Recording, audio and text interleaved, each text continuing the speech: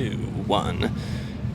You're listening to It's Killing Me, a podcast where I, comedian Shane Kenny, unpack mental health history and all the things that impact it. You know what makes me depressed and anxious?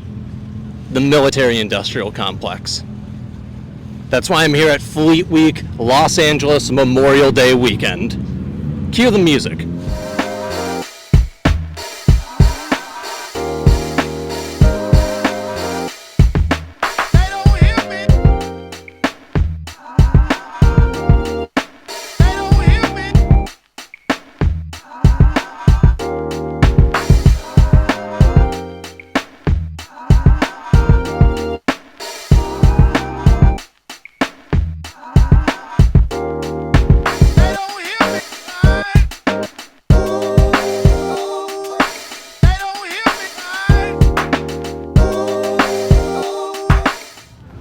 When did the first Fleet Week begin? I asked as I was putting together this whole scheme.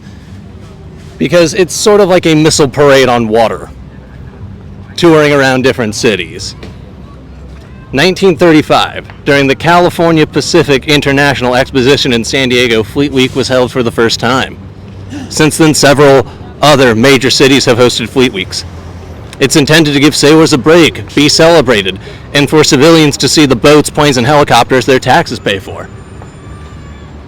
Not all Fleet Weeks happen at the same time. I assume this is for strategic purposes. It'd be kind of funny if that was a strategic flaw in America's military planning, was that we were all over the earth except for Memorial Day weekend. Here today are many ships. Right over there is the USS Iowa, a historic ship that has since been retired. Also, here today is the USS Carl Vinson, a Nimitz aircraft carrier. America has the most expensive aircraft carrier fleet with 11 carriers. The majority are Nimitz class. They are nuclear powered and cost around $12 billion for one carrier. This $12 million price tag does not include the up to 70 aircraft that it can carry. Also here today is the FA-18 attack bomber, which costs $60 million, not including the bombs. Another ship here today is the unmanned ACTUV Sea Hunter, or as I call it, the Sea Terminator. This 108-foot long water drone is still being developed by DARPA with our taxes. The financing of these killer toys aside, what's the environmental impact of all of this? According to Forbes, the U.S. military emits more CO2 than many nations. 2017, the estimated CO2 emissions from the U.S. military were 59 million tons. You don't have to be high for that to freak you out. Oh my God.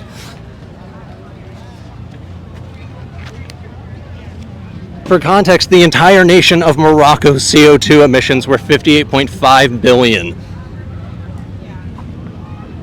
Half a billion less than our military alone, not including the rest of the country and the rest of us, because, we're all having a great time with the consumerism. And to make us all feel bad about ourselves, Switzerland's was 34.4 million tons. Oceanic life is also immensely harmed by the Navy and its activities. In 2013, the Navy estimated that more than 340 dolphins and whales would die from bomb and sonar tests between 2014 and 2019. The sonar use by the Navy will also cause behavioral changes in the dolphins and whales that survive. Dolphins and whales use echolocation to communicate and navigate. Bombs, even underwater, are incredibly loud. The shock wave kills. A survivor could easily be deafened, losing their ability to communicate and navigate. Dolphins and whales are sentient creatures, some of the smartest and kindest on Earth. Many are listed as threatened or endangered. But our Navy and Air Force kill and disable them so they can test weapons. According to the Department of Defense, in 2023, the defense budget was $816.7 billion. The top 1% of people in America avoid paying $163 billion in taxes annually, according to U.S. Treasury estimates. They do this through the use of foundations, property, gifting, family offices, investments, and moving residency. The people with the most money avoid sharing it as much as possible. In America, the average taxpayer pays a higher tax rate than the 400 richest families in the country.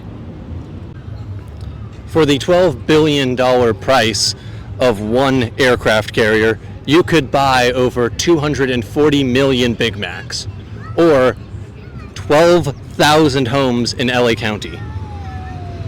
2023, in LA County, 75,518 people without housing were counted. The U.S. is still building new aircraft carriers that are even more expensive. Last year, the Department of Housing and Urban Development released the annual homelessness assessment report, which found that 168,699 people in families with kids lived between temporary shelters, while 17,385 were completely unsheltered.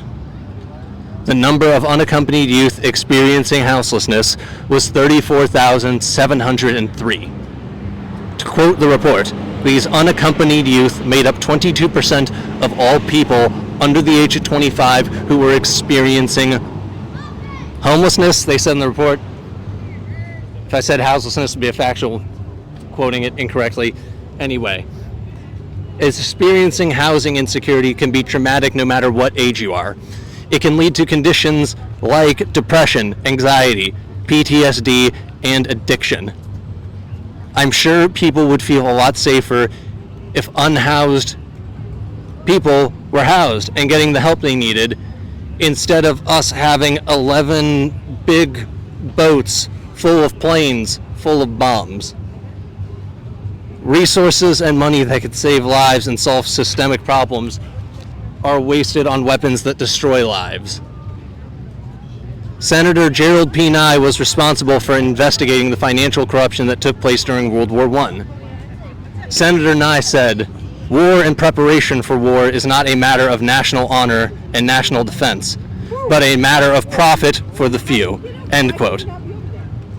American politicians are okay with kids living on the street, going hungry, and being traumatized, whether those kids are in Palestine or their own state. On the scene at Fleet Week, Los Angeles, you're listening to It's Killing Me. I'm Shane Kenny. The wax is Apo-G.